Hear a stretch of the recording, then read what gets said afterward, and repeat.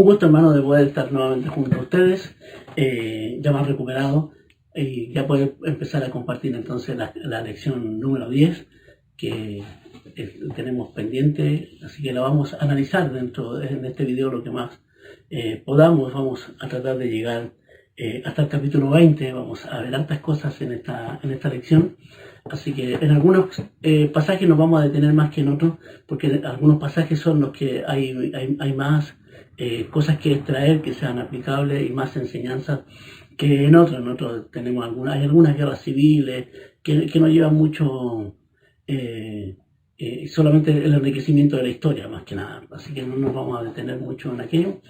Nuestro hermano Luis en la clase anterior, él quedó en el capítulo primero de Samuel, capítulo 30, cuando Saúl va ante no tener la respuesta de Jehová como él esperaba. Dios no le dio respuesta a su petición en la guerra contra los filisteos.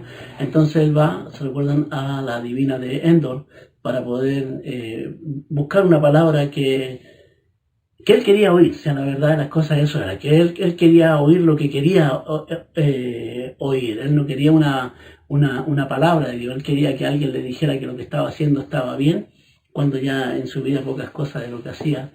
Realmente, como veíamos en las lecciones anteriores, Saúl ya había perdido totalmente el rumbo y por eso él había sido desechado. Entonces Saúl se encuentra en la batalla contra los filisteos. Ya había deseado la batalla, y dice que los filisteos pues pelearon contra Israel, y los de Israel huyeron delante de los filisteos y cayeron en el monte de Gilboa. Y siguiendo los filisteos a Saúl y a sus hijos, mataron a Jonatán, a Abinadab y a Melquisúa, hijos de Saúl. Y dice que arrecia entonces mueren los 3 hijos de Saúl, y arrecia mucho más la batalla. Y al ver Saúl que él ya no tenía escapatoria de la muerte por mano de los filisteos, le pide a su escudero que le entierre la lanza para que él muera por mano de su escudero y no cayera en manos de los filisteos. El escudero, obviamente temeroso de Dios, le dice que él no cometerá tal cosa, porque no va a levantar la mano contra el ungido de Jehová. Muy similar a los casos que muchas veces David le dijo. También aconteció con ello cuando David lo tuvo a mano para poder matarlo en más de 2 ocasiones. David dijo: no voy a levantar la mano contra el ungido de Jehová. Entonces Saúl, ¿qué hace? Saúl se asesina, ¿ya? Porque dice que él se arroja contra la lanza y se mata. Y luego, al ver el escudero que su amo, que su señor había hecho lo mismo, el rey, él hace exactamente lo mismo. A todo esto, bueno, cuando él muere, los filisteos, ¿qué hacen? Lo capturan, lo decapitan y lo cuelgan junto a sus hijos en el muro de Bet-San. Ya ahí está en el relato. ¿Qué hace cuando están colgados del muro? Dice que vinieron al día siguiente los filisteos a despojar a los muertos, y dieron a Saúl a los 3 hijos y le cortaron la cabeza. Oyendo esto, los de las Jabes de Galaad, que lo que hicieron los filisteos con Saúl, todos los hombres valientes que se levantaron estuvieron allí toda la noche y quitaron el cuerpo de Saúl y los hijos de Saúl del muro, y le dieron digna sepultura. Eso hicieron los de Jabes de Galaad, que más adelante vemos que David va a tener un trato especial con ellos por este acto. Así termina el libro primero de Samuel. El segundo libro de Samuel, bueno, es la continuación de la historia, ya, del ungido de Dios que es David. Recuerden que lleva también el nombre de Samuel porque es la continuación del primer escrito, ¿no? Samuel ya había muerto, así que, pero se continúa llevando el nombre de este segundo libro. Entonces, después que Saúl muere, que muere Saúl, David venía de la guerra contra los amalecitas. ¿Se recuerdan cuando Amalek había llevado cautivo a las mujeres, y los soldados habían sufrido ante la pérdida de eso, y se levantaron y protestaron contra David? David dice, bueno, y clamó a Jehová. David fue y rescató a las mujeres. Bueno, venía desde aquel entonces, para que veamos ese contexto, cuando él se entera de la muerte de Saúl. Entonces le dijo David Al tercer día sucedió que vino uno del campamento de Saúl roto su vestido y tierra sobre su cabeza, y llegando a David se postró en tierra y hizo reverencia, y le preguntó a David: ¿de dónde viene? Le preguntó el rey. Él le respondió: me he escapado del campamento de Israel. David le dijo: ¿qué le aconteció? Te ruego que me lo diga. Y él respondió: el pueblo huyó de la batalla y también muchos cayeron en el pueblo. También Saúl y sus hijos murieron. Dijo David al joven que daba la nueva: ¿cómo sabes que ha muerto? Entonces el joven le cuenta una historia, ¿ya?, de que él había pasado por ahí y vio a Saúl, y Saúl le dijo: mira, para que no me maten los filisteos, entiérrame, dame muerte para yo no caer en manos de los filisteos. El relato bíblico dice que Saúl se quitó la vida, ¿ya?, porque él había pedido a su escudero. Este no era el escudero, este era un muchacho que pasó por ahí, ¿ya?, que era una malecita que había pasado por ahí. Según lo que dice nuestro hermano, comenta nuestro hermano Pablo, parece que él quiso congraciarse con David, ¿ya?, al traer esta noticia. Seguramente escuchó que Saúl era amado y era el rey, y era muy amado de David, entonces es muy probable que él quiso congraciarse con David. Al escuchar lo que el escudero le relató, porque le dijo: bueno, el rey me dijo, para que yo no caiga en manos de la malecita, dame tu muerte. Y yo le enterré su lanza y el rey cayó muerto. ¿Qué pasa con esto? Entonces David dice: bueno, ¿cómo osaste tú levantar la mano contra el ungido de Jehová? Entonces, al oír esto, él lo manda a matar, porque levanta su mano contra el ungido de Jehová. Luego de al escuchar esta noticia, David dice que hizo endecha, o sea, lloró a Saúl. ¿Ya? Cuando él me dice que raja sus vestiduras, que era signo de amargura, rajaban los vestidos, echaban ceniza o tierra sobre su cabeza, y dice que hizo endecha por Saúl, lloró a Saúl, y también lloró a Jonatán, su gran amigo. De esta manera tenemos ahí lo que relata el capítulo 1. Ya luego en el capítulo 2, con la muerte de Saúl, como dice nuestro hermano Pablo, parece que a Saúl se le allanó el camino para el trono, ¿ya?, porque allá estaba muerto el antiguo rey. Entonces ya tenía el camino libre para que él pudiera acceder al trono. Entonces ya era una persona bien conocida en los clanes de las tribus. Recuerden que antiguamente había un sistema tribal en la época de los jueces. Entonces ya parece que David también había tenido cierta fama, ya, en cuanto al conocimiento que tenían las tribus acerca de David. Había David también protegido algunos intereses de algunas tribus, por lo que comenta nuestro hermano Pablo. Dice que David ya era una persona conocida entre las tribus, porque él había protegido los intereses y compartía lo que David ganaba en las batallas, compartía el botín de guerra con ellos. Entonces no era que el rey, que David, por ser el ungido, él abarcaba todo, no, él compartía porque recuerden que el ejército que David tenía eran hombres que eran necesitados. Recuerden los que llegaron a la cueva de Adulán. Pero David no es que en cuanto muere Saúl, él toma el trono. Él tarda 7 años para llegar al trono de Israel. Así que tuvo que esperar. Entonces David, como un buen ungido y un hijo de Dios, que hace, él consulta a Jehová qué es lo que debiera hacer. Entonces Dios le dijo ahí en el capítulo 2, después aconteció que David consultó a Jehová diciendo: ¿subiré a alguna de las ciudades de Judá? David no tomó enseguida rienda y dijo: bueno, ahora yo voy a ser el rey porque yo soy el ungido. No, él esperó y consultó. Eso es lo que hace un siervo de Dios. Espera su tiempo y espera consultando a Dios. Y consultó a Jehová, y Jehová le respondió a David: sube. Y David volvió a decir: ¿a dónde subiré? Y él le dijo: sube a Hebrón. Y David subió allá, y con él sus 2 mujeres, Ahinoam, jezreelita, y Abigail, la mujer que era la mujer de Nabal del Carmel. Y llevó también consigo a hombres con los que había estado cada uno con su familia, los cuales moraron en las ciudades de Hebrón.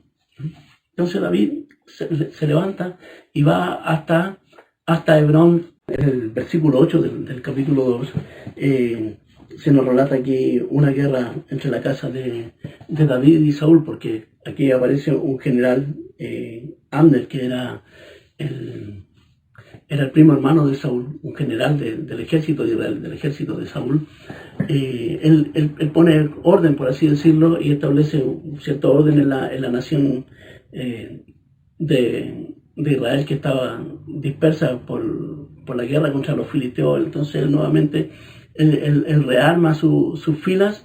¿Y qué es lo que hace? Él instala al hijo de Saúl, que era Isboset, que era un hijo bastante débil de carácter. Isboset no tenía el carácter firme como lo tenía su padre para poder, o como lo tenía el mismo Jonatán, hijo de Saúl. No tenían un carácter firme de guerrero como para poder asumir el trono de Israel. Entonces a Abner lo instala ahí, y a la verdad que, como comenta nuestro hermano Pablo, al parecer Abner era el verdadero líder, era solamente Isboset era como un títere. Lo relata fríamente el comentarista, para que gobernara Abner, pero detrás de quien realmente mandaba iba a mandar en el trono, iba a ser Abner, este general, ¿no? A pesar de que también Abner lo que quería era, él sabía que el verdadero ungido de Dios para comandar después de Saúl la nación era David, así que era solamente una jugada, por así decirlo, de Abner para tener ahí a Isboset al frente.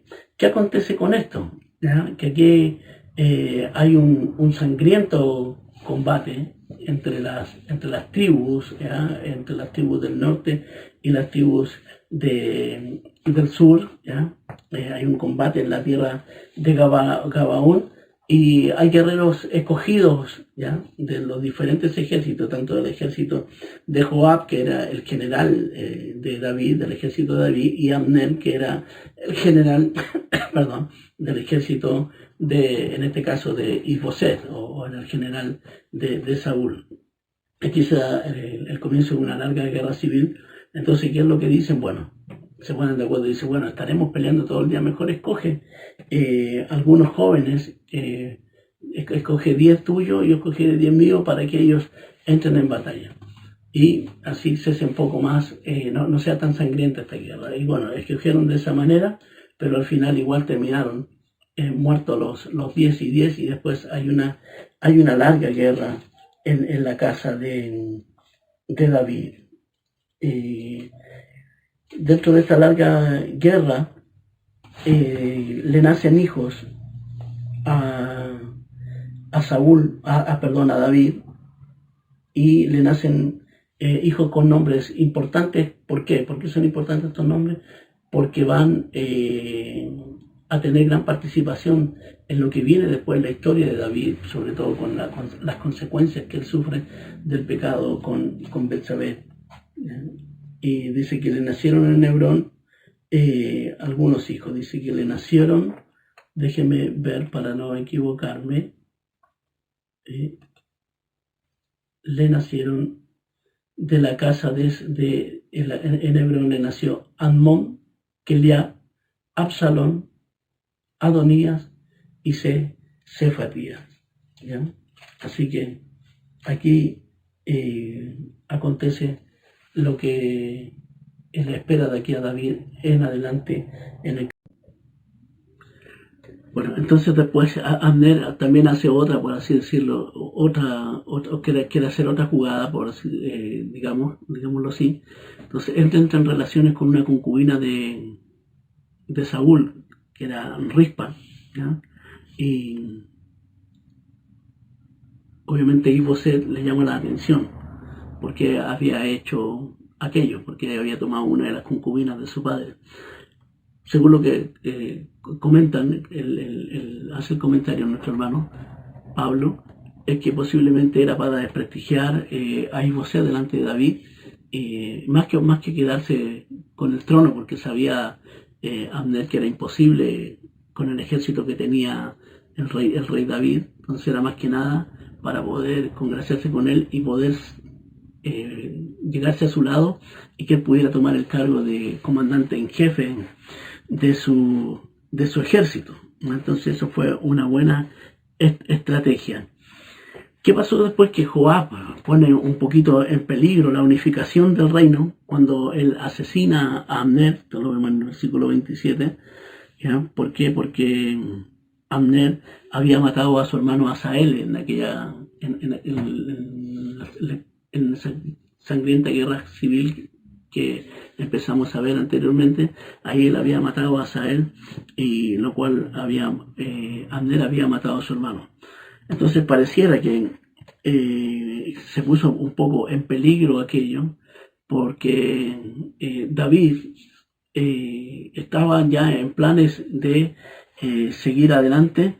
¿Y qué es lo que hace David? David maldice a Joab y su casa. Entonces David dijo a Joab y a todo el pueblo que con él estaba: rajad vuestros vestidos y ceñid cilicio, haced duelo delante de Abner. El rey iba detrás del féretro. David nunca fue un hombre vengativo. Por más que habían personas que se levantaban contra él, David siempre actuaba de buena fe, como un hijo de Dios, que era perdonador. David tenía de hecho la Biblia después lo relata, que David era un hombre conforme al corazón de Dios. Hay mucho que aprender de aquello. A pesar de todas las fallas de David, David siempre tenía algo en él, que era un hombre que no era un hombre rencoroso, era un hombre que perdonaba, un hombre generoso, un hombre que... Por eso es que para él era...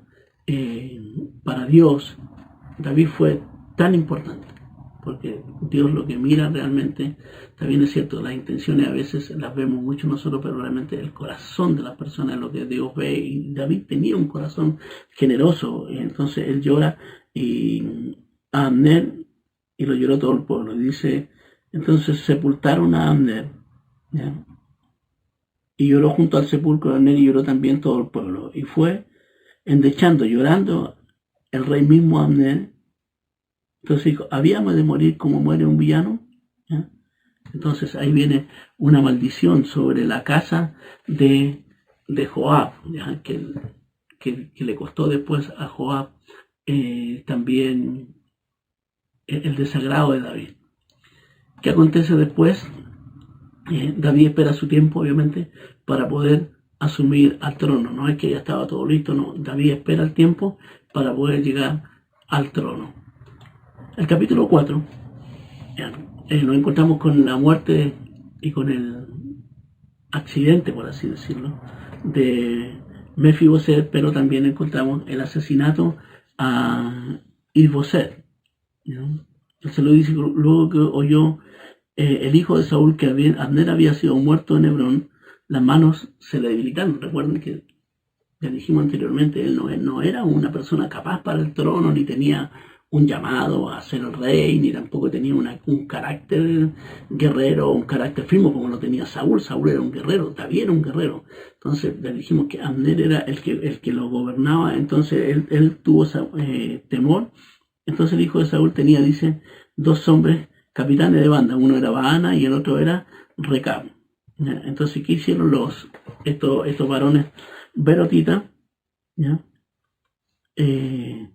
Dice, puesto, los berotitas habían huido a Getaín y moraban allí como forasteros hasta hoy. Y Jonatán, hijo de Saúl, tenía un hijo lisiado de los pies. Aquí aparece un relato que es el hijo de Isboset, que es Mefiboset, que muchos de ustedes,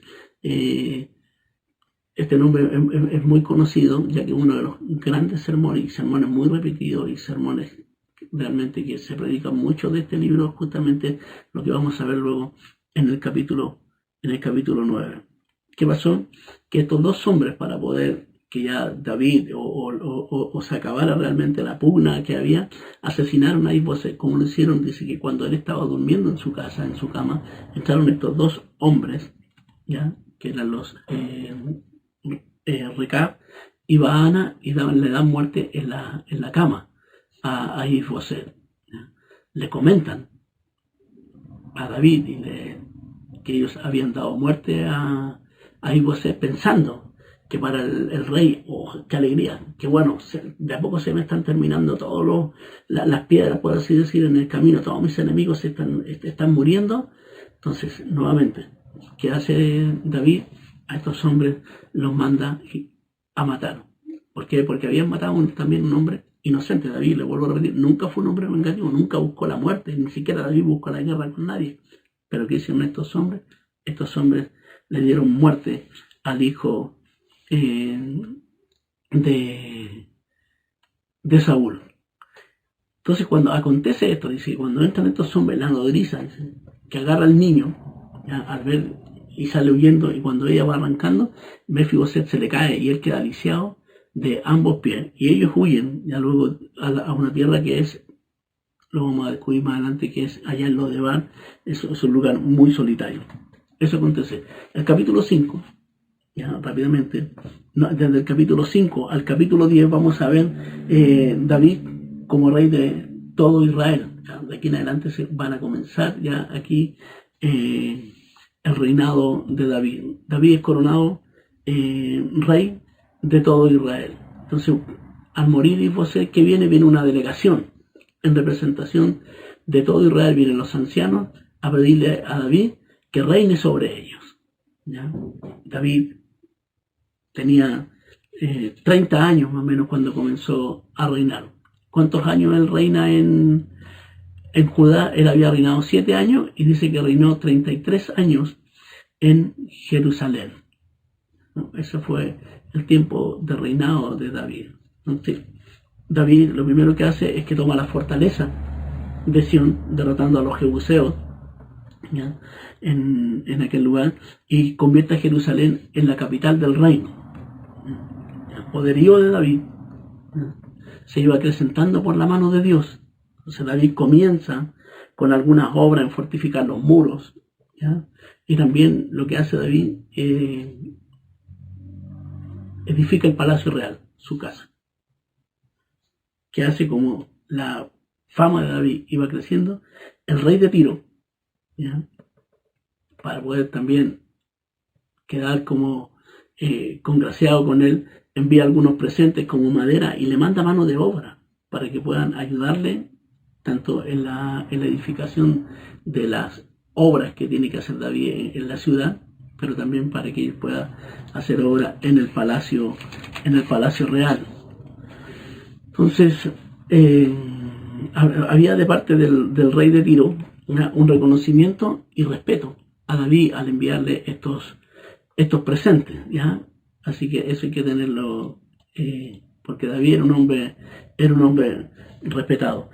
David toma más concubinas, ¿ya?, y le nacen 11 hijos. Aquí ya vemos que David empieza a cometer algunos errores.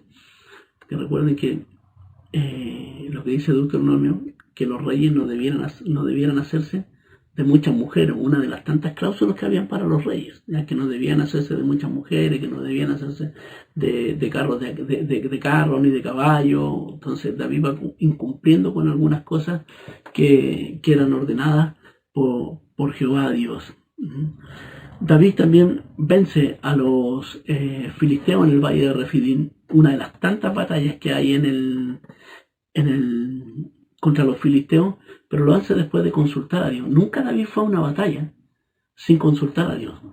Y eso debe, a nosotros más o menos, debe ayudarnos a estos pasajes para saber que cada vez que vamos a enfrentar algún desafío personal, vamos a enfrentar, qué sé yo, no sé, cualquier emprendimiento personal o una batalla personal, ya sea espiritual o física. Física no en cuanto a que vamos a pelear con alguien, ¿no?, sino que batalla en que son desafíos los que tenemos por delante. Consultar siempre a Dios. David, cada vez que tenía algo que hacer, David consultaba a Dios, y por eso es que él ganaba las batallas, porque Dios estaba con David, ¿ya? Luego en el capítulo 6, aquí hay un hecho que es bastante llamativo, que es cuando David traslada el arca de la alianza. ¿Se acuerdan? El arca esa que estaba en el tabernáculo de Moisés, en el lugar santísimo, ya donde moraba la presencia de Dios. Bueno, David decide trasladar el arca hacia Jerusalén, hacia la capital. Entonces, lo llevan, dice que David encogió, se levantó David y partió de Baala, y le pusieron el arca sobre un carro nuevo, nótese. No en cualquier carro, lo pusieron, dice que David lo puso en un carro nuevo, o sea, digamos, 0 kilómetros, ¿ya? 0 kilómetros, ¿ya? Y llevaron el arca de la casa de Abinadab, que estaba en el collado, ¿ya? Y Usa y Ayo, hijo de Abinadab, guiaban el carro.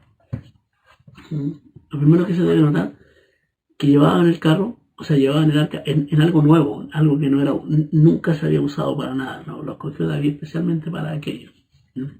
Entonces iban con música, con júbilo, con todo, sabemos que si hay algo que atraía mucho a los demás, y realmente uno lo que ve es que Israel era un pueblo muy alegre, siempre con júbilo, con danza, cantando. Entonces se caracterizaban por ahí, y así iban llevando el arca.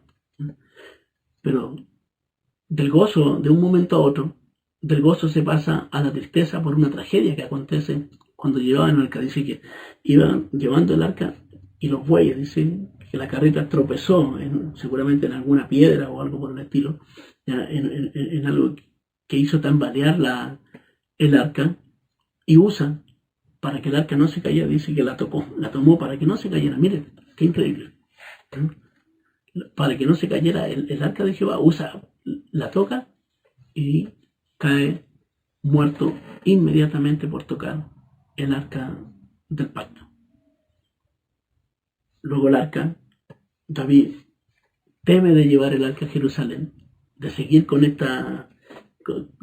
Yo me imagino David tiene que haber dicho, bueno, si continúo y vuelve a pasar otro evento como esto, quizás quiera acontecer, quizás cuántos más van a morir a causa de que si el arca se cae o algo por el estilo, no es cosa que Dios nos castigue más severamente de lo que ya nos ha hecho. Entonces la lleva a la casa de un hombre que se llama Obed Edom.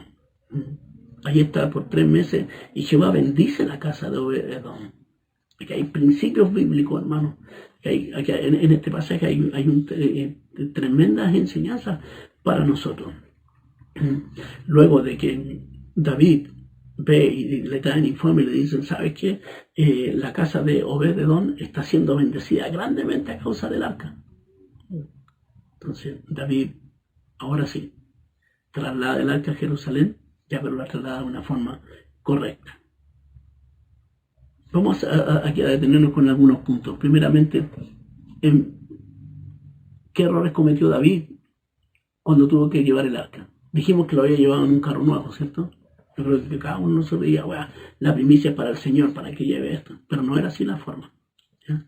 El arca se tenía que llevar por medios, ¿ya? Por medios que fueran los que Dios había establecido. ¿Cuáles eran los medios que Dios había establecido? Era que el arca se tenía que llevar con vara. Recuerde que el arca tenía unas argollas, ¿ya?, en ambas partes, y se llevaba con vara sobre los hombros, ¿ya? Eso está en el libro de Deuteronomio y también en el libro de Éxodo, cuando le da las ordenanzas a Moisés. Entonces de esa manera se tenía que llevar el arca. ¿Y quiénes tenían que llevar el arca? No cualquiera, sino que lo tenían que llevar única y exclusivamente los levitas encargados. O sea, las familias de los levitas que eran encargados, porque recuerden que en el inmobiliario, era tanto el inmobiliario, eran tantas las partes del tabernáculo, que se les dedicaron por familia.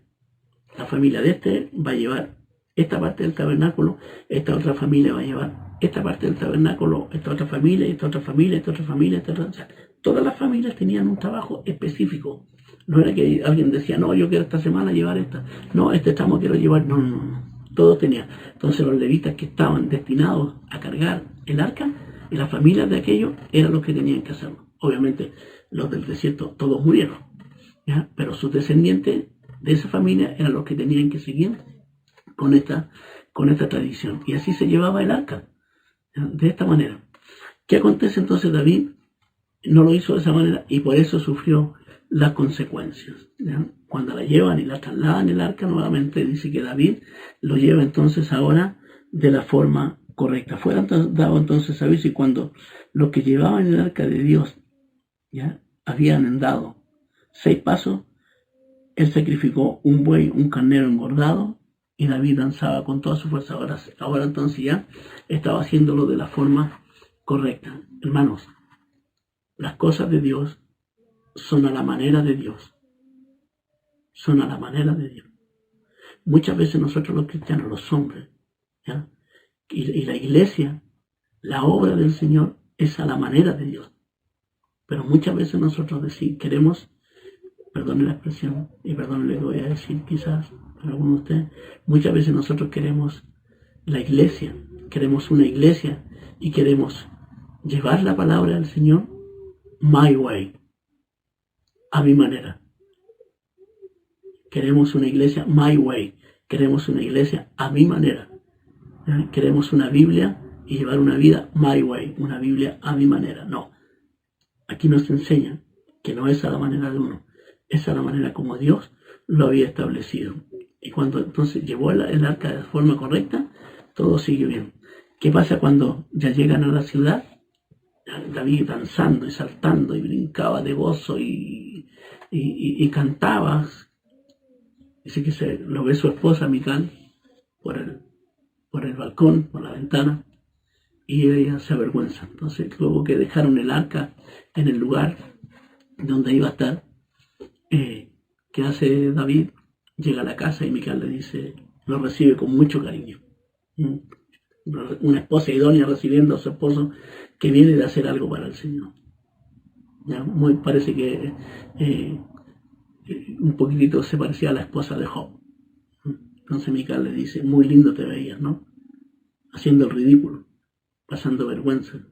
El rey rebajándose a aquello. David, ¿qué le dice? David le dice, aún así. Dice, entonces David respondió a Mical, fue delante de Jehová quien me eligió, ¿ya? En preferencia a tu padre, como que le mete un poquito el dedo en la llaga, a tu padre, en preferencia a tu padre, ¿ya? Y a toda tu casa, para continuar por príncipe sobre el pueblo de Jehová, sobre Israel. Por tanto, danzaré delante de Jehová y aún me haré más vil. O sea, ¿ya? O sea, si tú me encuentras despreciable, bueno, no importa, me haré más despreciable esta vez y será bajo tus ojos, pero seré honrado delante de los criados de quienes has hablado. Aquí viene un castigo para Mical. Y Mical, hija de Saúl, nunca tuvo hijos hasta el día de su muerte. Cuidado con aquello. Muchas veces nos burlamos, ¿ya? De aquellos que en alguna manifestación del Señor, cuando son manifestaciones genuinas, ¿ya? Porque eso también hay que tener cuidado. Pero cuidado con la crítica. No vaya a ser cosa que caiga esterilidad sobre alguno. ¿Ya? No es una palabra de terror ni nada por el estilo. Así que así termina el capítulo 6. Luego de este acontecimiento del arca, del traslado del arca, en el capítulo 7 se nos menciona que David quiere llevar y quiere hacer la casa de Jehová, lo que se conoce en futuro el templo. Entonces, ante estas intenciones, ya que el arca todavía estaba en el tabernáculo que se encontraba en tierra de Gabaón, ahí todavía estaba el tabernáculo. Entonces David, ante esta inquietud, quiere hacer una casa para Dios y le consulta a Natán, que era el profeta, el cual le anima. A Natán le dice, sí, por supuesto, hazlo. A Natán antes le dijo, anda en paz, haz todo lo que está en tu corazón, porque Jehová estará contigo. Era buena la intención, ¿verdad? Era una súper buena intención de poder hacer una casa para que realmente el arca ya estuviera en un lugar seguro y no tuviera que estar trasladándose de un lugar a otro y pudieran pasar las zozobras que se habían pasado en el periodo anterior del traslado del arca donde murió Usa. Entonces, ¿qué acontece? Que Natán en la noche recibe una amonestación de parte de Dios. Dios le da nueva directriz a Natán y dice, bueno, vuélvete Vino de noche, palabra de Jehová, Natán, diciendo, ve y di a mi siervo David, así ha dicho, ¿tú me has de edificar casa en que more? Ciertamente dice, no he habitado en casa desde el día en que saqué a los hijos de Israel de Egipto hasta hoy, sino que he andado en tienda y en tabernáculo. Y en todo cuanto he andado con todos los hijos de Israel, he hablado yo palabra alguna de las tribus de Israel a quien haya yo mandado apacentar a mi pueblo de Israel, diciendo, ¿por qué no me habéis edificado casa de cedro? Entonces, Dios le da la respuesta a David por mano nuevamente de el profeta Natán, en el cual no podía edificar la casa. ¿Ya? Entonces le dice, ahora sí dirás a mi siervo David, así ha dicho Jehová de los ejércitos, yo te tomé al redil de detrás de las ovejas para que fueses príncipe sobre mi pueblo Israel, y he estado contigo en cuanto has andado, y delante de ti he destruido a todos tus enemigos, y te he dado nombre grande, como el nombre de los grandes que hay en la tierra. Además yo fijaré un lugar a mi pueblo Israel, y lo plantaré para que habite en su lugar, y nunca más sea removido, ni los inicuos te aflijan más como al principio, desde el día que puse jueces sobre mi pueblo Israel, y a ti te daré descanso de todos tus enemigos. Asimismo Jehová te hará saber que él te hará casa. Dice, y cuando tus días sean cumplidos y duermas con tus padres, yo levantaré después de ti uno de tu linaje, el cual procederá de tus entrañas y afirmará su reino. Entonces a David no se le permite edificar la casa de Dios. Dios tiene planes mayores para David, tiene una bendición mucho mayor, y en lo cual lo que se conoce aquí como el pacto davídico, una promesa que le hace Dios. Entonces dice que después, cuando él duerma, dice, cuando ya sus días sean cumplidos, ya yo levantaré después de ti linaje el cual procederá de tus entrañas y afirmaré su reino. Dice, él edificará casa a mi nombre, está hablando de Salomón. Quien iba a edificar la casa era Salomón. Y yo afirmaré para siempre su trono y su reino. Yo le seré a él por padre y él me será a mí por hijo. Y si él hiciera lo malo, yo le castigaré con vara de hombre y con azotes de hijos de hombre. Estaba como que entrelazaba ver lo que decía Deuteronomio, las maldiciones y las bendiciones en el capítulo 28 al 30, cuando Moisés da el discurso ahí en el monte, el discurso de despedida, cuando le habla acerca de la bendición y las maldiciones. Si ellos obedecen a Dios van a tener ganancias, si ellos desobedecen a Dios van a sufrir. Acá como que estaba haciéndole ver nuevamente que aquello sería así. Dice, pero mi misericordia no se apartará de él como la aparté de Saúl. ¿No? O sea, aquí hay una promesa, ¿ya? Que siempre va a estar, el cual te quité delante de ti. Y será firmada tu casa y tu reino para siempre delante de tu rostro, y tu trono será establecido eternamente. Esto es lo que se conoce como el pacto davídico, uno de los pactos más importantes que hay en la Biblia, ¿ya? Porque aquí se promete el reino eterno. Este es un reino, es un pacto mesiánico. Recuerden que nuestro Señor Jesucristo desciende del linaje de David para cumplir justamente con esta palabra que el Señor le dice. ¿Por qué no se le permite a David quizás edificar? Ya que las manos de David habían estado manchadas con sangre. David era un hombre de guerra, entonces era muy probable que no se le permitía hacer aquello, ¿ya? Así que dice acá, ¿por qué no se le permitió edificar el templo? Era guerrero, tenía mucha sangre en sus manos, pero Dios le había dado muchas victorias y paz, ¿ya? En el reinado de Salomón, el cual iba a edificar la casa. En el capítulo 8, como en el parte del capítulo 5, capítulo 8 y el capítulo 10, ya son capítulos que después se van a volver a retomar en Reyes y en Crónicas. ¿Ya? Y aquí hay un periodo de las extensiones del reinado de David, lo que veíamos anteriormente, ¿ya? Las luchas que tienen contra Amón, contra la casa de contra los asirios. En el capítulo 9 encontramos que David ya estaba en el apogeo, ¿ya? David ya, digamos, ya había quedado, ya estaba, pero en el apogeo de su reinado, ya el hombre estaba disfrutando ya en la plenitud de su reinado, pero él se acuerda de algo, que él había hecho una promesa. Y aquí está el capítulo que es uno de los capítulos quizás más predicados del segundo libro de Samuel, que es la bondad de David que hace con Mefiboset. ¿Se recuerdan ese hijo que cuando matan a Isboset ahí en la cama, estos hombres que ya vimos, ¿ya? Y la nodriza sale arrancando? Bueno, este pequeño que se había caído, ella sale arrancando con él y queda lisiado de los pies. Entonces David se recuerda que él había hecho una promesa a su amigo Jonatán. Entonces le dice, bueno, ¿ha quedado alguien de la casa de Saúl a quien yo pueda hacer misericordia? Y si iba el siervo, le dice, sí, ha quedado alguien que se llama Mefiboset, ¿eh? Pero él es lisiado, es como decirle, él no te va a servir absolutamente para nada en el reino. Porque es un hombre lisiado de los pies. ¿Y dónde vive? Vive en Lodebar, vive en un lugar solitario. Lodebar quiere decir no pasto, o sea, un lugar árido, donde vive en un sequedal, ¿ya? Pero David, ¿qué hace? Volvemos nuevamente a la bondad y la misericordia de David. No se acuerda él, o sea, no se olvida él de las promesas que él había hecho. Entonces él hace venir a Mefiboset. Y cuando Mefiboset llega delante de él, Mefiboset expresa una palabra y le dice, dijo Mefiboset, y se postró en tierra, y dijo Mefiboset, y respondió, he aquí tu siervo, y dijo, no tengas temor, yo a la verdad haré contigo misericordia, ya por amor a Jonatán tu padre, y te devolveré las tierras de Saúl tu padre. Inclinándose le dijo, ¿quién es tu siervo para que lo mires como un perro muerto como yo? ¿Por qué decía esto Mefiboset?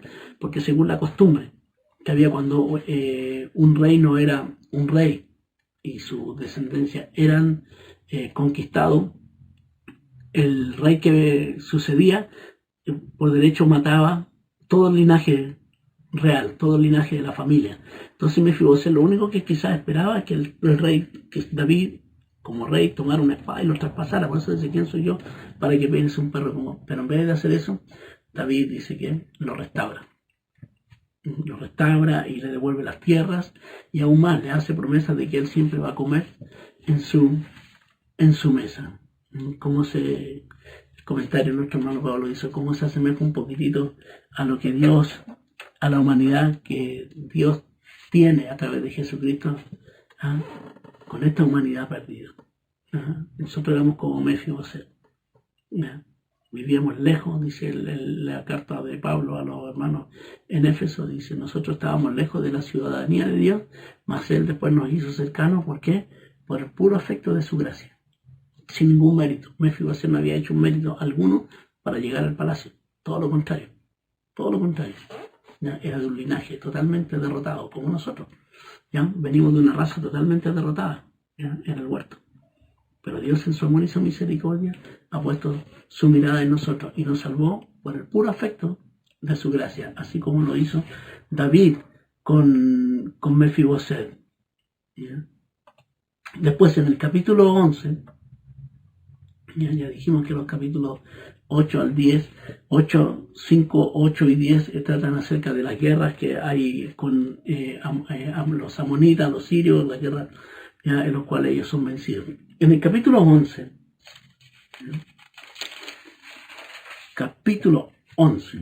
¿qué es lo que vamos a ver? El gran pecado del rey David. ¿Qué pasa con David?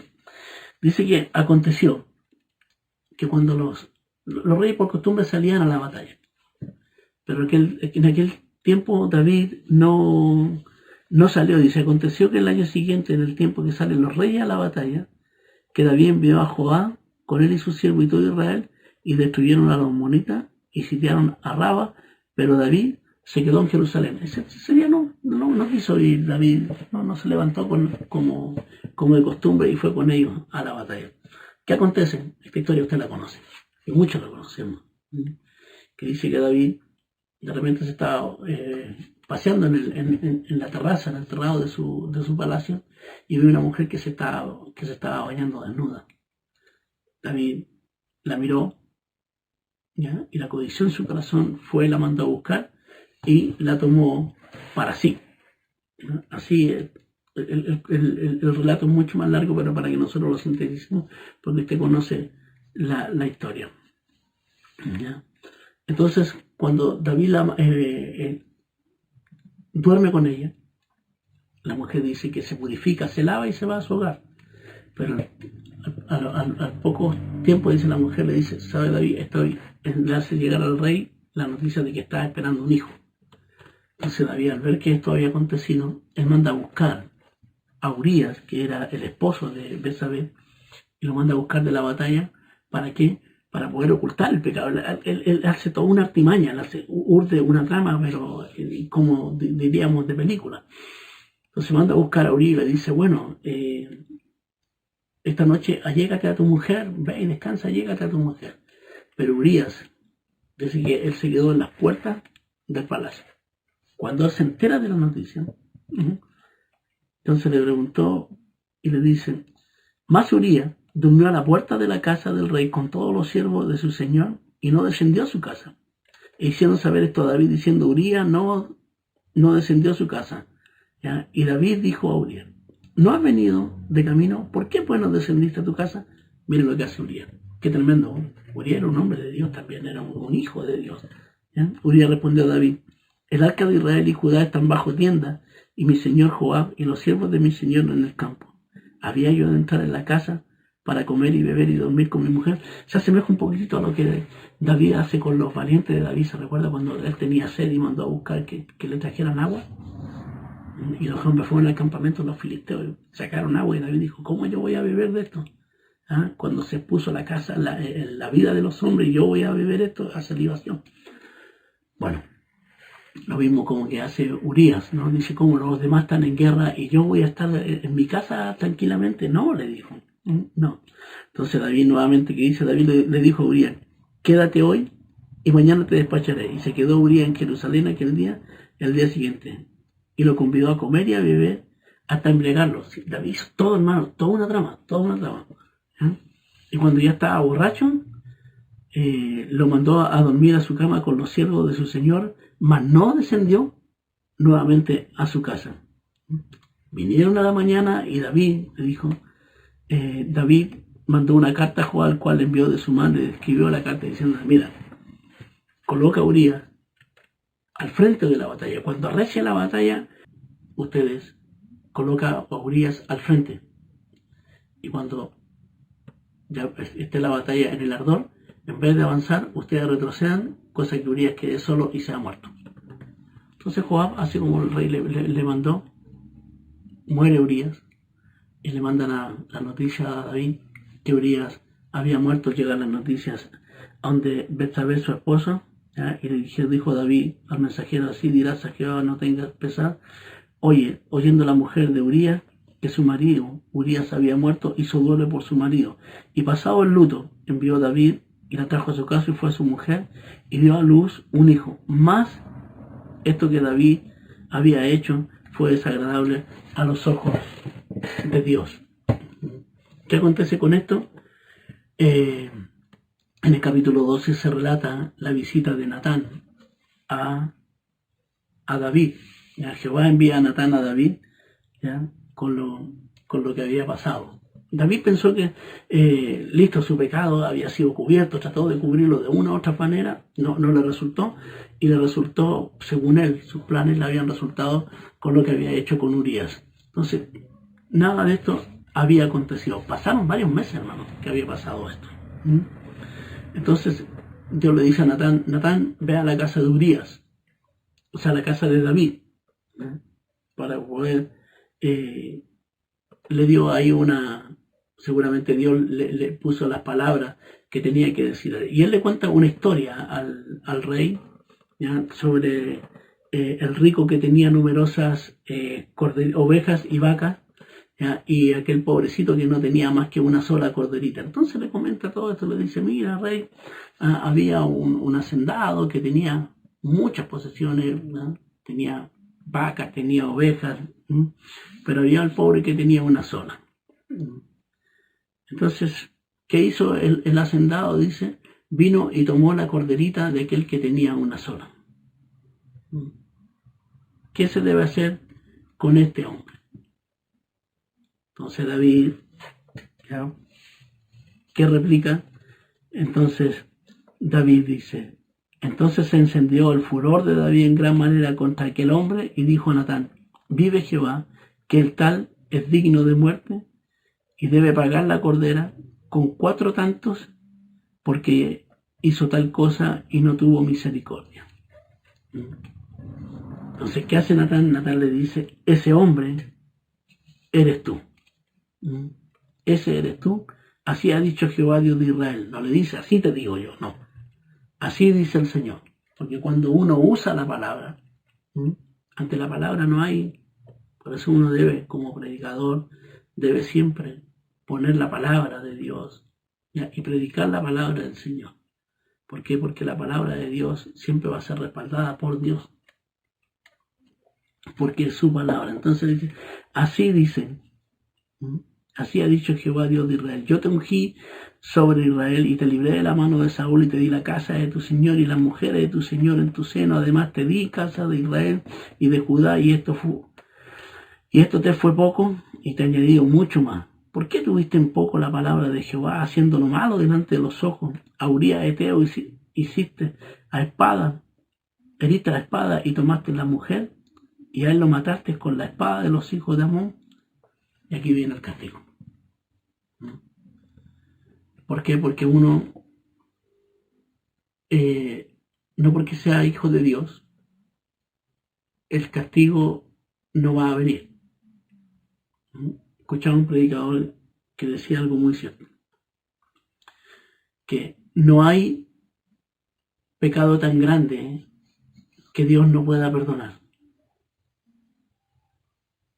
Pero dice, no hay pecado tan pequeño que no active la disciplina de Dios. A veces pensamos que solo los pecados grandes, si un pecado grande Dios lo puede perdonar. Pero el pecado, por muy chico que sea, no va a dejar que la disciplina de Dios no se active. Entonces aquí se activa la disciplina de Dios ante el pecado de David. Aquí viene el castigo. ¿Cuáles van a ser las consecuencias del pecado? Hay que pagar las consecuencias. ¿No? Si nosotros actuamos mal, tomamos malas decisiones, por más que seamos hijos de Dios, tenemos que acatar las decisiones de las consecuencias de nuestros malos actos. Entonces aquí viene, dice, tu casa no tendrá descanso y la espada estará siempre en ella. Tu hijo que ha nacido de esta relación pecaminosa morirá. Y así acontece. Pierde el hijo y él estaba de luto, no comía nada, pero cuando el hijo muere, van y le avisan y tenían miedo de decirle al rey que el hijo había muerto. Y cuando el hijo, David más o menos intuyó que le preguntó, ¿ha muerto el niño? Sí. Entonces dijo, bueno, ahora voy, prepárenme vianda, prepárenme de comer, porque entonces se admiraron los siervos, le dijeron, como cuando el niño estaba enfermo, tú no comías nada, y ahora que murió no vas a guardar luto. David le dijo, porque cuando él estaba enfermo, posiblemente la misericordia de Dios lo hiciera vivir, pero ahora no, estoy tranquilo. Y David dice algo muy hermoso, que dice, porque él no puede venir a mí porque ya murió, pero sí yo voy a él. O sea, él da la esperanza siempre. Y aquí se muestra la esperanza de que nosotros realmente, si somos, un día nos vamos a ver con aquellos que han sido salvos. Porque David dice, bueno, en la resurrección de los muertos nos vamos a ver. ¿Qué acontece? Entonces David se arrepiente y al cabo del tiempo de Betsabé, la mujer que había tomado de Urías, le nace ahora sí un hijo. De los capítulos de aquí en adelante que nos restan en el estudio, comenzamos a ver ya del capítulo 13 en adelante, comenzamos a ver ya las consecuencias que el profeta Natán le había dictado a David, le había hecho saber qué es lo que iba a acontecer. Entonces de aquí del capítulo 13 al capítulo 20 está la historia de Absalón, de los hijos de David, con los cuales iba a sufrir consecuencias de este pecado que él trató de ocultar, que era la relación con Betsabé. ¿Se recuerdan que le habían nacido hijos? Que habíamos contado que habían nacido hijos, Amnón y Absalón, entre ellos, y dijimos que había que guardar esos nombres. Bueno, aparecen aquí en el capítulo 13. Dice que después de esto aconteció que Absalón, hijo de David, tenía una hermana muy hermosa que se llamaba Tamar, ¿ya? Y se enamoró de ella Amnón, hijo de David. Su medio hermano se enamoró de Tamar. Entonces Amnón urde toda una trama para poder acostarse con su hermana, tener relaciones con su hermana, porque se encandiló seguramente con la belleza de su hermana. Entonces urde toda una trama que él estaba enfermo y le dice a David, bueno, mira, yo estoy enfermo, un consejero, ya un amigo de Absalón, porque él estaba muy angustiado, ¿ya? Entonces, ¿qué dice? Tenía un amigo que se llamaba Jonadab, hijo de Simea, hermano de David. Jonadab, Simea, astuto, y le dijo al hijo del rey, ¿por qué de día en día vas enflaqueciendo así? No me descubrirás a mí. Amón respondió, yo amo a Tamar, hermana de Absalón, mi hermano. Y Jonadab le da un sabio consejo. Esos amigos muchas veces que de repente en la juventud buscamos, que nos dan consejos y no buenos consejos. Entonces, que le dice, bueno, mira, hazte el enfermo y pide a tu hermana que venga a darte comida. Habla con tu padre para que tu hermana venga y te lleve comida y te atienda, te haga una vianda para que tú te puedas sanar. Entonces habla Amnón con el padre, con David, le dice, ¿por qué no le dice a mi hermana que venga y me haga una comida para que yo me pueda sanar? David accede a la petición de Amnón y Amnón queda solo con su hermana, echa a todos los criados y abusa de su hermana y la viola. Hay una violación de por medio. Viendo esto, su hermana se levanta, ella quería quedarse con él para que no fuera despechada, y él la arroja fuera del alcoba y le dice, bueno, ya sacó lo que él quería, conquistó lo que él quería y después la desecha. Y de esto se da cuenta su hermano Absalón. ¿Qué pasa? Al cabo de 2 años, Absalón, sabiendo lo que había hecho su hermano Amnón, él hace una fiesta, ¿ya? Aconteció, dice que pasaba 2 años, ¿ya? Vino Absalón al rey y le dijo, aquí tu siervo ahora tiene esquiladores, y yo ruego que venga el rey con su siervo. Y respondió el rey a Absalón, no, hijo, ¿para qué vamos a ir? Mira, no vamos a ir, para que no vamos a ser gravosos, no vamos a estar ahí dándote más que hacer, tú tienes harto que hacer ahí con tu era, no, mejor no vamos. Entonces Absalón le decía al rey, no, pero yo creo que ustedes vayan, estoy más o menos relatando, no exactamente lo que dice, pero para que se entienda lo que estaba uniendo Absalón. Entonces, no, pero yo creo que vayan. Como lo importunaba tanto, dice la palabra del Señor, que David dice, bueno, que vaya Amnón, ¿ya? Para que esté contigo. Entonces Absalón dice, bueno, cuando a sus criados le dice, mire, cuando Amnón esté contento, le dice, su corazón esté alegre, o sea, cuando él esté embriagado, ¿ya? Cuando él esté embriagado, ¿ya? Ustedes que hagan, maten a Amnón. ¿Ya? ¿Por qué? Porque él había abusado. Esta es la venganza de Absalón por su hermana Tamar, que había sido violada. Y él mata a su hermano. Se está cumpliendo lo que dice el castigo, la consecuencia del pecado. Ya que la espada nunca se iba a apartar de la casa de David. Su hermana es violada por Amnón. Absalón toma venganza, mata a Amnón, ¿no? Y luego él huye. Entonces él se va y está lejos del reino por 2 años y se va a Jesús. Ahí se asila, por así decirlo, lejos de su padre. Pero su padre le extrañaba porque él amaba mucho a Absalón. Él amaba mucho, dice, y el rey David deseaba, ¿ya?, ver a Absalón. Cuando ya pasó el luto de la muerte de Amnón, al tiempo después el rey deseaba ver a Absalón, pues ya estaba consolado acerca de la muerte de Amnón.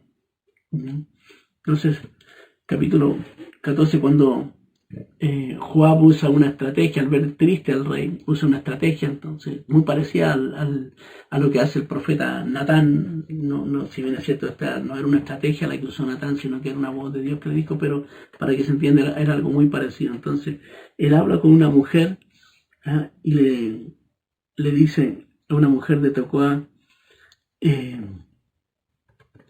el rey le dijo, ¿qué tienes? Para que fuera donde el rey y le contara toda una historia para que él pudiera hacer volver a Absalón. Dijo, ¿qué tiene? Y ella le respondió, la verdad, yo soy una mujer viuda y mi marido ha muerto. Tu sierva tenía 2 hijos y los 2 riñeron en el campo y no habiendo quien los separase, uno hirió al otro y lo mató. Lo que había pasado entre Amnón y Absalón. Le contó toda esa trama.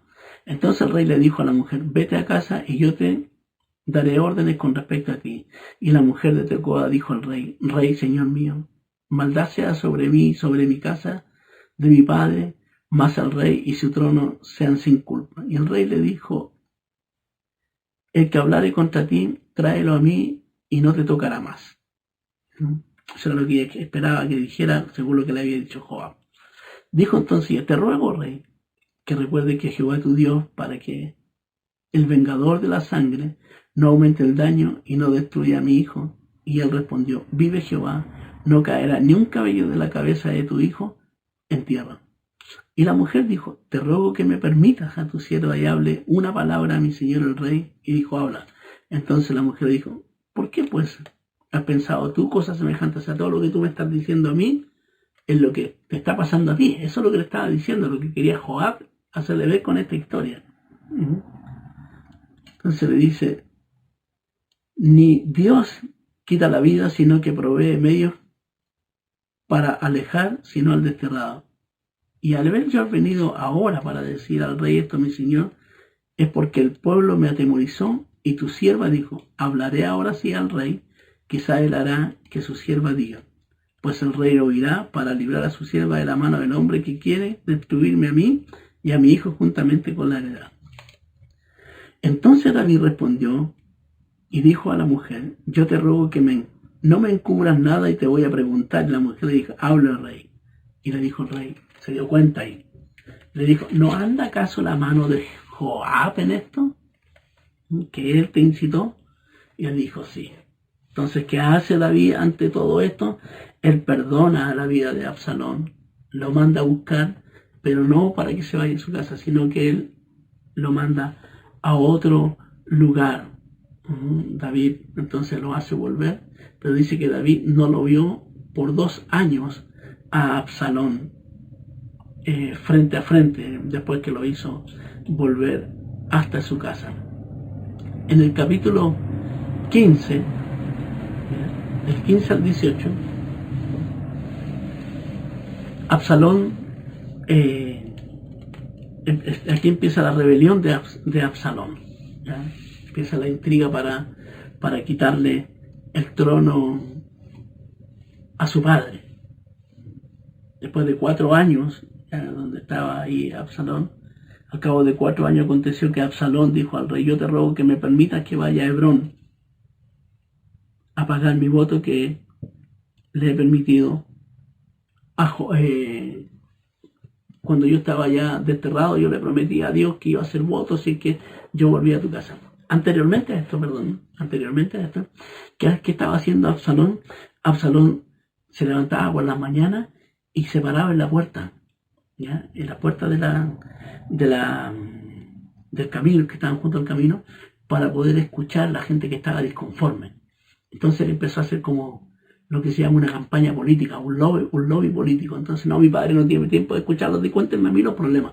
Entonces él empezó a ganar el afecto del pueblo, de esa manera, porque él empezaba a escucharlo, hasta que él empezó a adquirir mucha gente que estaba de parte de él. Y él, cuando va a Hebrón, ya después que pasaron 4 años de aquello, entonces él va a Hebrón con la excusa de poder pagar voto al Señor. Pero ¿qué hace? Absalón ahí en Hebrón persuade a Aitofel, que Aitofel era también asilado de David, o por decir, era un allegado de confianza de David. Entonces, ¿qué hace Aitofel? Persuade a Absalón, a este consejero de David, para que se le una. David, al ver todo esto, lo que estaba pasando con aquello, mientras Aitofel ofrecía sacrificios, llamó a Aitofel, Gilonita, consejero de David de su ciudad, en Gilo, y la conspiración se hizo poderosa y aumentaba el pueblo que seguía a Absalón.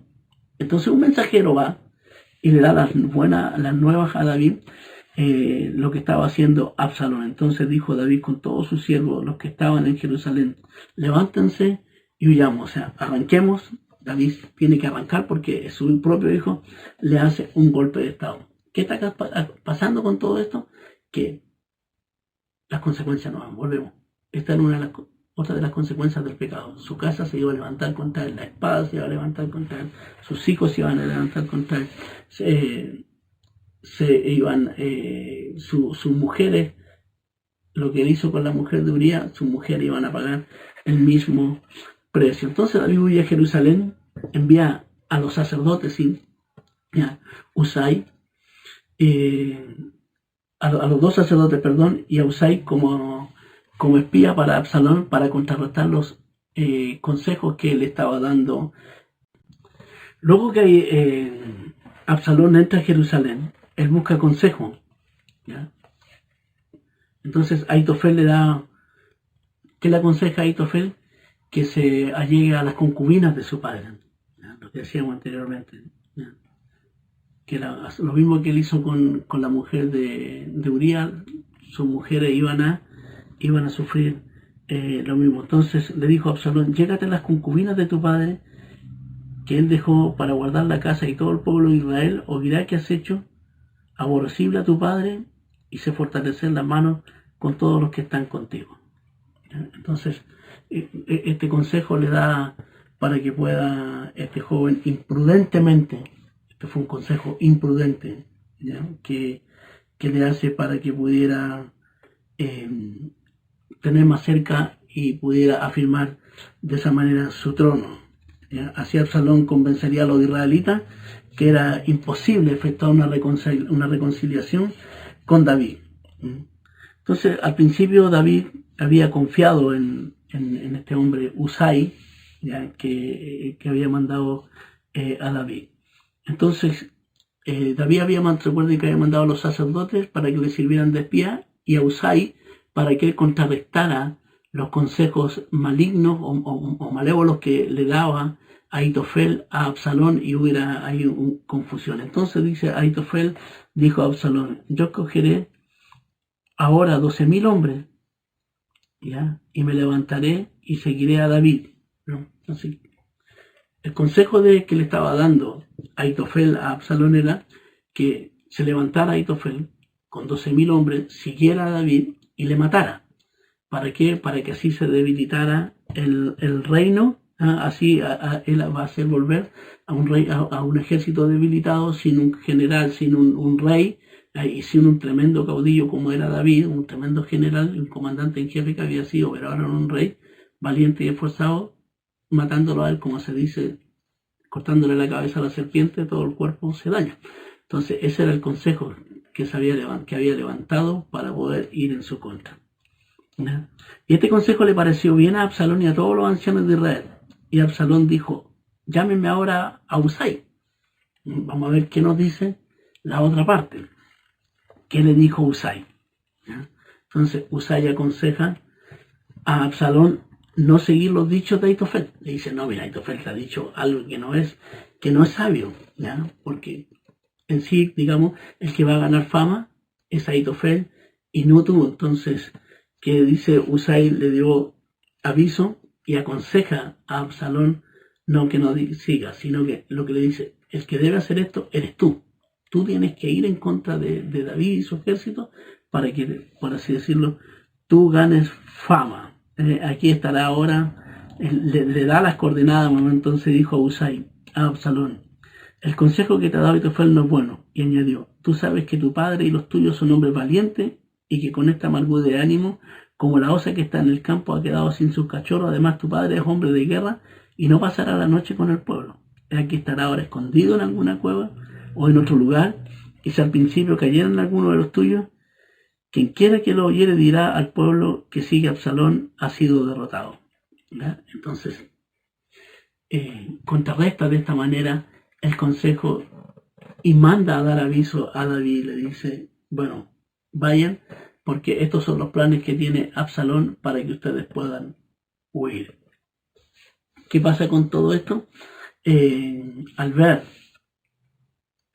a Ahitofel que su plan había sido desbaratado y ya no podía ir ni para ninguno otro lugar, él se quita la muerte. Dice que él monta en su asna, se va a su casa y ahí se quita la vida y se ahorca.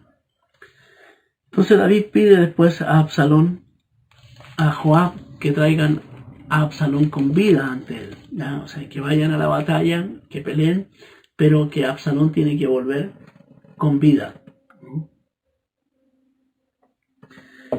Esa hermosa cabellera que tenía Absalón, ¿ya?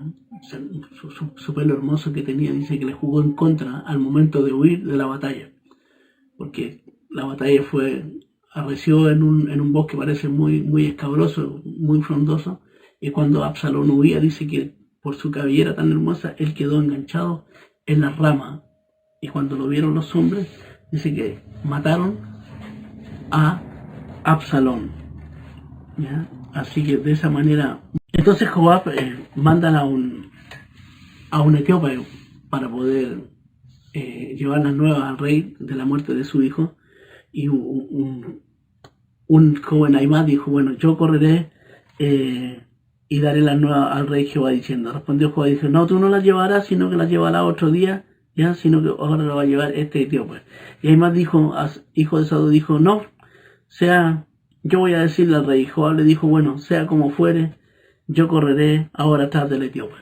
Y corrieron los dos, ¿no?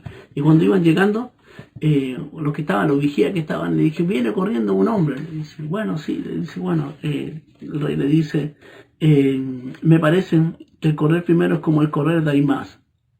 Entonces, Aimás dijo en alta voz, paz, y se inclinó delante de Dios y bendito sea el nombre de Dios tuyo, y entregó a los hombres que habían levantado las manos contra mi señor el rey. Y el rey dijo, ¿el joven Absalón está bien? Aimás respondió, mire, yo lo único que vi fue que había un gran alboroto, un gran tumulto, y el Jehová envió a decir a su siervo, dice, Jehová mandó a decir a su siervo, más no sé qué es lo que era. O sea, corrió en vano, porque no tenía idea de la noticia. Se apresuró en decir algo que no tenía idea. Y después llega el etíope y le da la nueva, diciéndole que, comunicándole la muerte de Absalón. ¿Qué hace David? David dice que se turbó y subió a la sala de la puerta y lloró. Y yendo decía, hijo mío Absalón, hijo mío Absalón, ¿quién me diera que muriera yo en lugar de ti, Absalón, hijo mío? Lo lloró pero a mares a Absalón. Como padre lo llora, como padre. En realidad la muerte de un hijo debe ser algo penoso para los que han sufrido la partida de algún hijo. Entonces lo llora en gran manera. ¿Qué pasa? Que ante la muerte de Absalón, David, como le digo, llora desconsoladamente. Y ahí viene el reto, por así decirlo, de Joab. ¿Qué hace Joab? Joab reprende a David por llorar tanto a Absalón. Entonces le dice, o sea, ¿qué estás haciendo? ¿Qué estás haciendo? Entró a la puerta de Mazatán cubierto su rostro, clamaba. Entonces vino Joab y le dijo al rey, hoy has avergonzado el rostro de todos tus siervos, que hoy has librado tu vida y la vida de tus hijos y de tus hijas y la vida de tus mujeres y la vida de tus concubinas, amando a los que te aborrecen y aborreciendo a los que te aman. O sea, nosotros que dimos tu vida, que dimos nuestra vida por salvar tu vida, por salvar la vida de tus hijos, por salvar la vida de tu descendencia, o sea, por salvar tu reinado. O sea, tú amaste más a aquel que te aborrecía que a los que te aman. O sea, parece que los que le hicimos mal fuimos nosotros y el que te decía mal parece que te hacía bien. ¿Por qué hoy has declarado que nada te importa, ni tus príncipes ni tus siervos? Pues hoy me has hecho ver claramente que si Absalón viviera, aunque todos nosotros estuviéramos muertos, dice, tú estarías feliz porque el que te robó el que te hizo daño, el que casi te mata, para ti estaría mucho mejor. Entonces, levántate mejor ahora y vete afuera y habla bondadosamente a tus siervos, porque juro por Jehová que si no sales, le dicen, no quedará ni un hombre contigo esta noche, y esto será peor que todos los males que te han sobrevenido de tu juventud. O sea, si no sales a consolar al pueblo y hablarle al pueblo realmente y agradecer lo que ellos han hecho por ti, vas a quedar solo. Y todo lo que te ha venido no va a hacer nada contra lo que te ha venido de tu juventud. Mira, vamos a concluir este estudio ya con la última parte, cuando la última sublevación casi que sufre el reinado de David, que es la sublevación de Seba, ¿ya? Un hombre que también aprovecha el intercambio de palabras, por así decirlo, de posiciones en cuanto a las 10 tribus del norte, las 10 tribus y las 2 tribus del sur, la de Israel en el norte, Judá, lo que se conoce como el sur.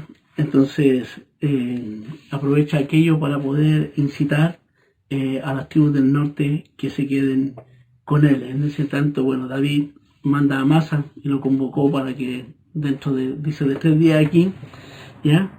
Te presente. Se presentó a Amasa y convocó a Judá. ¿Y quién era Amasa? Amasa era un general de confianza, el cual también había estado con Absalón, y Joab lo tenía ahí entre ceja y ceja, como decimos en buen chileno, porque desde que el día que tuvo su puesto de comandante ahí con Absalón, le guardó, dice nuestro hermano Pablo, un odio impecable. ¿Ya? Por eso aprovechó esta circunstancia que se encontraron por ahí en el camino, y Joab le da muerte a Amasa. La rebelión de Seba se ve truncada, ya que él tiene que huir a una ciudad. Se refugia en aquella ciudad pensando que va a poder escapar, y Joab, al llegar a aquel lugar, iban a invadir la ciudad, y una mujer muy sabia le dice: no, entonces bueno, no entren a la ciudad, no destruyan. ¿Cuál es el hombre que buscan? Le dijeron: bueno, se llama Seba, no te preocupes. Y dice la palabra del Señor que lo tiraron muerto por la muralla, ¿ya? Dice entonces, Joab respondió diciendo: nunca te halagas conmigo, la cosa no es así. Un hombre del monte de Efraín que se llama Seba, hijo de Baqui, ha levantado mano contra el rey David, entréguenlo solamente y yo me iré. Y la mujer dijo a Joab: he aquí su cabeza te será arrojada desde el muro. Y la mujer fue luego, y todo el pueblo con su sabiduría, y ellos cortaron la cabeza de Seba, hijo de Baqui, y la arrojaron a Joab. Y tocó trompeta y se retiraron de aquella ciudad cada uno a su tienda, ¿ya? Y adoraron, ¿ya? Así quedó Joab sobre todo el ejército. Ahora ya no había que le hiciera frente a Joab. Quedó como el comandante en jefe. Era un hombre leal a David. Tenía algunos ripios, como decimos nosotros. De repente actuaba por iniciativa propia. No le gustaba que nadie llegara a tomar su cargo, y él tomaba venganza por sí solo, pero era un hombre leal a David, aunque David lo tenía, por así decirlo, ahí. No podía deshacerse de Joab, aunque lo detestaba David ya después, por lo que las iniciativas que tomaba. Entonces quedó Joab sobre todo el ejército de Israel. Benaía, hijo de Jodá, sobre los creteos y peleteos, y Adorán sobre las tribus de Josafat, hijo de Ahilud, que era el cronista. Seba era escriba, Sadoc y Abiatar eran los sacerdotes. Ira, Jaireo, fue también sacerdote de David. Así es como concluimos esta larga clase, por así decirlo, pero que hemos querido avanzar lo que más podamos, viendo las cosas que más llaman la atención. Hermanos, siempre es un agrado estar con ustedes, esperando que el Señor les bendiga, que el Señor les guarde donde quiera que ustedes estén, y sigamos adelante, ¿ya? Queda todavía, ahora vienen los Reyes, la finalización ya el recuento de la historia, un poco de la historia del libro de Samuel, y ya más adelante vamos a ver la apasionante historia de los libros de los reyes que se van a ver junto con las crónicas, así que ahí se van a ir combinando uno tras otro para que ya vamos ya entendiendo la historia, ya cómo se empieza a levantar ya el reino, a firmarse con Salomón, y después ya vendrá la debacle y la división del reino, tanto del norte como del sur, para luego ya estar viendo más adelante. Así que el Señor les bendiga grandemente a cada uno de ustedes y nos vemos en otra hora. Esta fue una producción de la Iglesia Evangélica de Dios Pentecostal de Conchalí. Le invitamos a seguirnos cada jueves en nuestro culto en línea a través de Facebook y cada domingo a través de nuestro canal YouTube. Para más información, visite nuestro sitio evangelica.cl. Que nuestro amado Dios les bendiga.